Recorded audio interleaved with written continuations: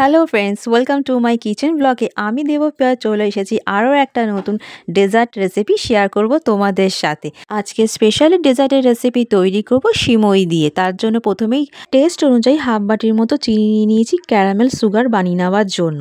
তাই প্রথমে তাওয়াতে চিনি ঢেলে দিয়েছি, আস্তে আস্তে গলতে শুরু করে দেবে। আর এখানে দুটো এলাচ ফাটিয়ে দিয়ে দেবো চিনির সাথে, চিনিও গলতে শুরু করে দেবে আর রোস্ট হতে থাকবে একসাথে। চিনি আর এলাচ একসঙ্গে রোস্ট হতে থাকবে, স্মেলও বেরোবে দারুণ। আর টেস্টের সময় এলাচের ফ্লেভার দারুণ লাগবে।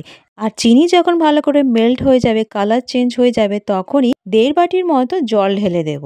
কোনো রকম ফুড কালার ছাড়াই এই চিনির মিষ্টি চাশনি বানিয়ে নিতে হবে। বেশ ভালো করে ফুটিয়ে নিতে হবে। একটু গাঢ় হয়ে গেলে সাইডে সরিয়ে রেখে দেবো। আলাদা করে আরও একটা প্যান নিয়ে নেবো, তাতে 1 চামচের মতো ঘি ভালো করে মেল্ট করে নেবো আর ড্রাই ফ্রুট দিয়ে ফ্রাই করে নেবো হালকা করে।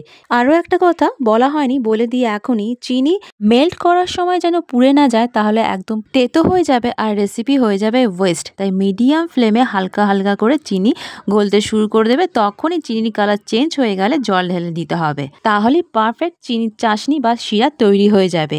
আর এইদিকে ঘিতে বেশ ভালো করে ড্রাই ফ্রুট ফ্রাই হয়ে গেলে সিমইও ঢেলে বেশ একসঙ্গে ভালো করে ফ্রাই করে নেব ঘিতে।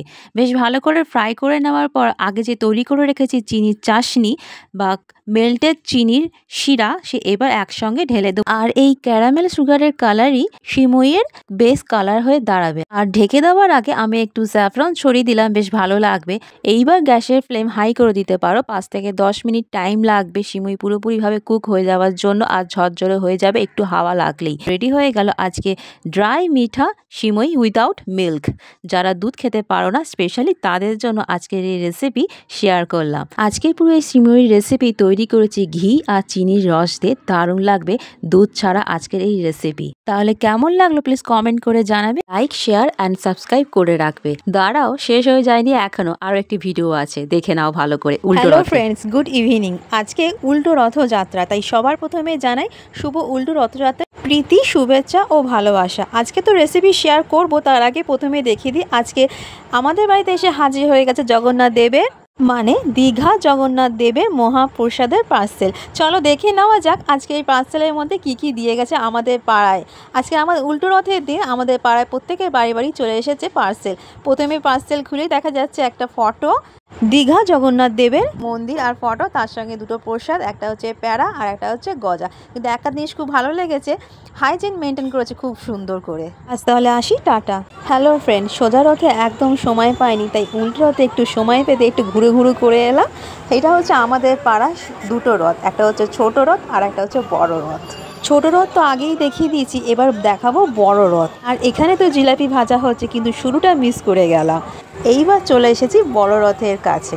সোজা রথের দিন খুব ধুমধাম করে হয়, কিন্তু উল্টো রথের সময় একটু ফাঁকা ফাঁকা লাগছিল আজকে।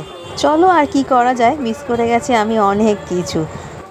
মেলা বসবে আর কচিকাচাদের ভিড় হবে না, তা কি হতে পারে? তাই ছোট্ট একটা বেবি চলে এসেছে মেলা দেখতে, রথ দেখতে। তাই আজকে আবারও জানাই সবাইকে উল্টো রথের শুভেচ্ছা ও প্রীতি ও ভালোবাসা। শুভরাত্রি। সবাই ভালো থাকবে, সুস্থ থাকবে, সাবধানে থাকবে। Bye bye.